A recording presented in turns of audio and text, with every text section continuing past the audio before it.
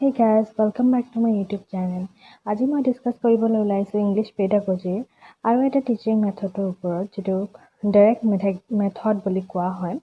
যেটোক আমি natural method বুলিও কওঁ So direct method কি হয় The direct method of teaching English is the method of teaching English directly without use of students mother tongue without translation and without the study of formal grammar So direct method of teaching কি হয় এইটোত ষ্টুডেণ্টৰ মাতৃভাষা ব্যৱহাৰ কৰা নহয় আৰু ইয়াত কোনো translation grammar translation method use কৰা নহয় আৰু ইয়াত কোনো গ্ৰামাৰৰ ৰুলছো ফলো কৰা নহয় সো ডাইৰেক্ট মেথড কি বুলি ক'লে আমি কম যে ইয়াত কোনো মাদাৰ টাঙৰ ব্যৱহাৰ নহয় ইয়াত কোনো ট্ৰান্সলেশ্যন মেথড ইউজ কৰা নহয় আৰু ইয়াত কোনো গ্ৰামাৰৰ ফৰ্মেল ৰুলছো ফলো কৰা নহয় According to Felix Franks believed that a language can be best taught by using it actively in the classroom. Instead of explaining rules of grammar, teacher must encourage direct and natural use of the language. So, according to Felix Franks, তেওঁৰ মতে কি হৈছিল যে language এটা ক্লাছৰুমত actively use কৰিব লাগে আমি গ্ৰামাৰৰ ৰুলছবোৰ নিশিকাই পেলাই এজন টিচাৰে ষ্টুডেণ্টক ডাইৰেক্ট আৰু নেচাৰেল প্ৰচেছত ল্যাঙ্গুৱেজ এটা ইউজ কৰিবলৈ কৈছে aims of direct methodৰ aimsবোৰ কি to make the people think in English so ষ্টুডেণ্টবোৰক আমি কি কৰিব লাগে ইহঁতে যাতে ইংলিছত থিংকিং ইহঁতে কৰিব পাৰে ইংলিছত যাতে ইহঁতে চিন্তা কৰিব পাৰে সেইটো ইহঁতক কম্পেল কৰাব লাগিব to make the people think in English to enable the pupil to express his thoughts and feelings directly by means of English without the intervention of mother tongue So student যাতে হিহঁতৰ চিন্তাধাৰা আৰু হিহঁতৰ অনুভৱসমূহ ইংলিছত ব্যক্ত কৰিব পাৰে হিহঁতৰ মাদাৰ টাঙৰ হননি যাতে ইংলিছত হিহঁতে হিহঁতৰ কথা বতৰাবোৰ বা হিহঁতৰ থটস হিহঁতৰ ফিলিংছবোৰ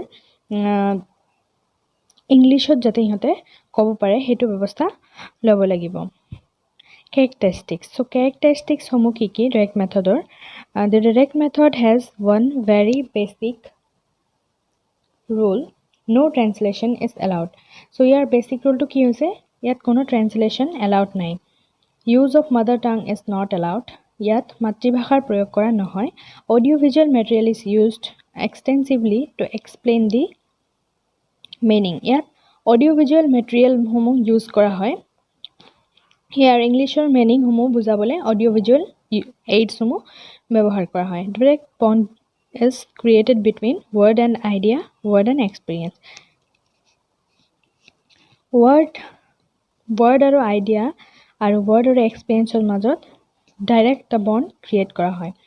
Vocabulary are taught through real life objects and other visual materials. Real life objects সমূহ হিহঁতক দেখুওৱা হয় আৰু ভিন ভিজুৱেল মেটেৰিয়েল হিহঁতক দেখুওৱা হয় যাতে হিহঁতে তাৰ পৰা ভোকেবুলাৰী নলেজ গেইন কৰিব পাৰে হিহঁতক যাতে ৰিয়েল লাইফৰ লগত হিহঁতে বস্তুখিনি মিলাই চাব পাৰে আৰু তাৰ পৰা হিহঁতক ভোকেবুলাৰী শিকোৱা হয় ৰিয়েল লাইফ অবজেক্টসমূহৰ লগত তুলনা কৰি ৰিয়েল লাইফ অবজেক্টসমূহক দেখুৱায় Stress is laid move on speech because direct association can be made by oral teaching only স্পিচৰ ওপৰত বেছিক ষ্ট্ৰেছ দিয়া হয় কাৰণ ইয়াত oral teaching দিয়া হয় ঠিক আছে so two types of maxim are profusely used দুটা টাইপৰ maxim ইয়াত ইউজ কৰা হয়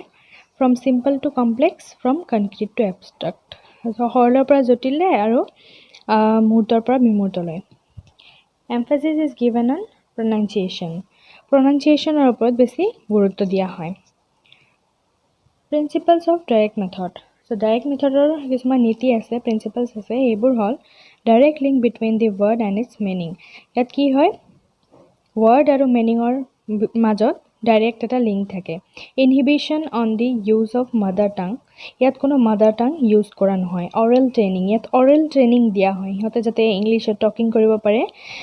হিটো ট্ৰেইনিং দিয়া হয় using sentence as the unit of speech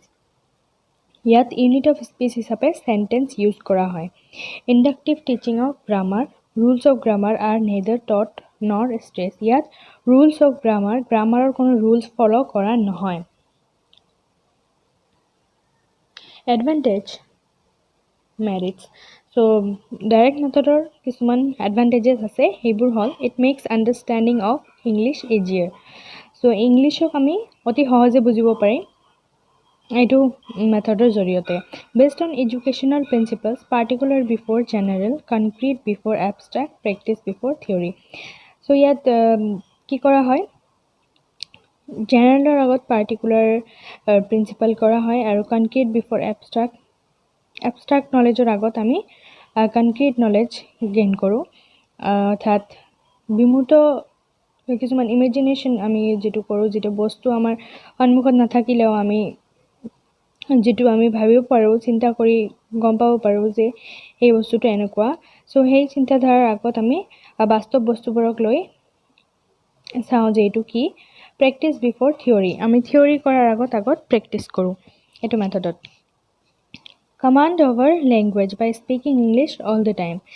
so লেংগুৱেজটো কেতিয়া ষ্ট্ৰং হয় যেতিয়া ইংলিছ বেছিকৈ স্পিকিং কৰা হয়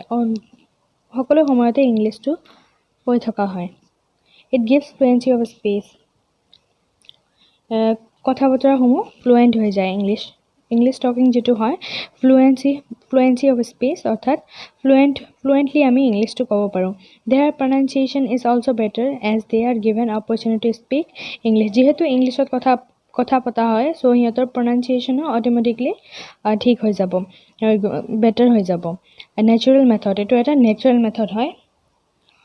কোনো এইটো ট্ৰেডিশ্যনেল মেথড ইউজ কৰা নহয় no gap between active and passive vocabulary active আৰু পেছিভ ভকেবুলাৰীৰ মাজত কোনো গেপ নাথাকে চ' পেছিভ আৰু এক্টিভ ভকেবুলাৰী কি পেছিভ ভকেবুলাৰী হৈছে যিবিলাক ৱৰ্ডছ আমি বুজি পাওঁ বাট আমি লিখোঁতে বা কওঁতে ইউজ নকৰোঁ আৰু এক্টিভ ভকেবুলাৰী হৈছে যিবিলাক ৱৰ্ড আমি বুজি পাওঁ সেইবিলাক আমি কওঁতে বা লিখোঁতে ইউজ কৰোঁ চ' ইয়াত কি হয় এইটো মেথডত এক্টিভ আৰু পেছিভ ভকেবুলাৰীৰ মাজত কোনো গেপ নাথাকে method is full of activities so' is very interesting এই মেথডত বহুত এক্টিভিটি কৰিবলৈ দিয়া হয় এইটোত বহুত এক্টিভিটিজ থাকে চ' এইটো বহুত ইণ্টাৰেষ্টিং হয় ষ্টুডেণ্টে কৰিবলৈ ভাল পায় সিহঁতক যিহেতু বহুত এক্টিভিটি দিয়া হয় এক্টিভিটিৰ মাজতে ৰখা হয় চ' সিহঁতে এইটো শিকিবলৈ বহুত ইণ্টাৰেষ্টেড হয় this method encourages self study in English এইটো সিহঁতে যাতে ইংলিছ ছেল্ফ ষ্টাডি কৰিব পাৰে সেইটো কাৰণে সিহঁতক এনকাৰেজ কৰা হয় ডেভেলপছ এন ইণ্টাৰেষ্ট ইন লিটাৰেচাৰ এইটো মেথড এপ্লাই কৰিলে সিহঁতৰ লিটাৰেচাৰৰ প্ৰতি ইণ্টাৰেষ্ট আহি যায় ইণ্টাৰেষ্ট জন্মে লিমিটেশ্যনছ ইয়াৰ কিছুমান লিমিটেশ্যন অৰ্থাৎ ডিমেৰিট আছে সেইবোৰ হ'ল a lots of time is consumed in creating real life situation so' real life situation create কৰোঁতে বহুত টাইম গুচি যায় this method is expensive because a lot of audio' visual materials needed যিহেতু ইয়াত অডিঅ' ভিজুৱেল মেটেৰিয়েল ইউজ কৰা হয় চ' এই মেথডটো বহুত এক্সপেঞ্চিভ হৈ যায় for over crowded class this method is inconvenient so' over crowded ক্লাছৰ কাৰণে এইটো সুবিধাজনক নহয় কাৰণ যদি ষ্টুডেণ্ট কম থকা ক্লাছতহে এইটো এই মেথডটো প্ৰযোজ্য হয় কাৰণ আমি যিহেতু প্ৰত্যেকজন ষ্টুডেণ্টৰ লগত ইংলিছ টকিং কৰিব লাগে সিহঁতক বুজাব লাগে সিহঁতক ক'বলৈ চান্স দিব লাগে কিন্তু অভাৰ ক্ৰাউডেড ক্লাছত এইটো সম্ভৱ নহয় 40-50 ষ্টুডেণ্টছ থকা ক্লাছতটো সম্ভৱ নহয় যে প্ৰত্যেকজনকে চান্স দিয়া হ'ব এজন টিচাৰৰ পক্ষে এইটো সম্ভৱ নহয় যে প্ৰত্যেকজন ষ্টুডেণ্টৰ লগত এজনকৈ কথা পাতিব বা সিহঁতক এজনকৈ চান্স দিব কথা পতাৰ কাৰণে চ' এইটো অভাৰ ক্ৰাউডেড ক্লাছৰ কাৰণে ইনকনভিনিয়েণ্ট হয় grammar is not taught systematically ইয়াত কোনো গ্ৰামাৰ চিষ্টেমেটিকেলি পঢ়োৱা নহয় this method ignores reading and writing aspects of language learning এই মেথডটোত ৰিডিং আৰু ৰাইটিং লেংগুৱেজ লাৰ্ণিঙৰ ৰিডিং আৰু ৰাইটিং এছপেক্টছক ইগন'ৰ কৰা হয় equal time is not devoted to learn this skills